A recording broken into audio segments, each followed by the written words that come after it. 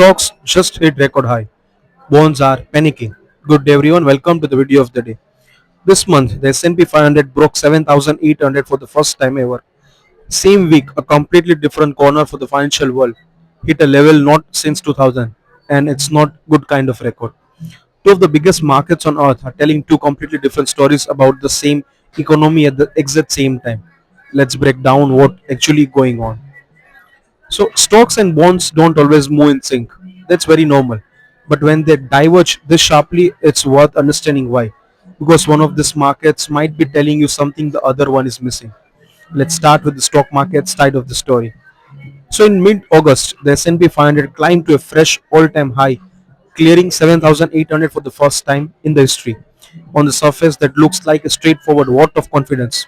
Investors betting on continued corporate earnings and the growth, to a resilient economy, and the ongoing wave of AI infrastructure spending we have covered in earlier videos. If you only look at the stock market, you would be assuming everything is fine. But there is another part of it. We'll be discussing about the bonds market, very different contrasting story.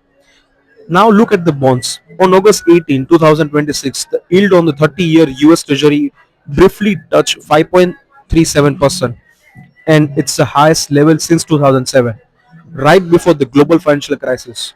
To put that into perspective, for most of the decade after 2008, the same yield sat comfortably below 3%. This wasn't a sudden spike out of nowhere. Yields crossed back above 5% earlier in the year, and it stayed back there for the longest and the continuous stretch since the financial crisis. A May 2026 auction pushed things higher. The July auction of new 30-year bonds was awarded the highest rate since 2001. Here's what it makes very genuinely strange. Normally, when economic data looks weak and July retail sales actually came in at their weakest since, with a cooling label market on the top of that, you'd be expecting a long-term bond yields to fall, not rise. But weak data usually signs lower growth and lower inflation ahead, which normally pulls yields down. Instead, the long end of the bond market went opposite direction. Now, why the bonds are actually panicking? So, what's actually driving this? A few forces converging at once. First is the US government. An enormous volume of new debt to fund persistent budget deficits and the more supply of bonds means the government has to offer buyers a better return to get them to actually buy it. Second is the inflation, which stayed stubbornly above the Fed's target for the 5 straight years now.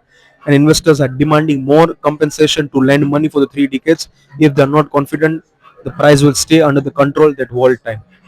Third is markets, which are still recalibrating around new Federal Reserve Chair Kevin Walsh, whose signals about future rate policy have added fresh uncertainty. And the fourth is that the connects directly to our war coverage. The ceasefire framework between the US and Iran technically expired this past week, with President Trump declining to extend it, and that reignite the concerns about the conflict and pushing oil price. By extension, inflation expectations will going up. On top of that, foreign demand US that is softening. Treasury data released this week told everyone that the UK, China, and Japan, three of the largest foreign holders of US government debt, all reduced their holdings in June. Now, why this divergence actually matters? So, this isn't abstract numbers. Rising 30-year yield flowed directly into everybody's borrowing cost, and the mortgage rates are now expected to average around 6.5% through this year till 2028, a real tangible cost for anyone buying home. Corporate borrowing gets more expensive too, and long-term bonds funds that many retirement portfolios hold have been sliding as the price move opposite to yields. The bond market's core message is essentially this: lending the US government money for 30 years now looks meaningful riskier than it did a year ago because of the deficits, the inflation, and the geopolitical uncertainty. The stock market's message is that near-term corporate profits still look strong. Both can be true at once, but when this disagree very sharply, it's usually the bond market's warning that ends up mattering more over the following months. Now, what is the bigger picture? So here where things stand. Record stock highs and near 2 decade high bond yields happening in the same week.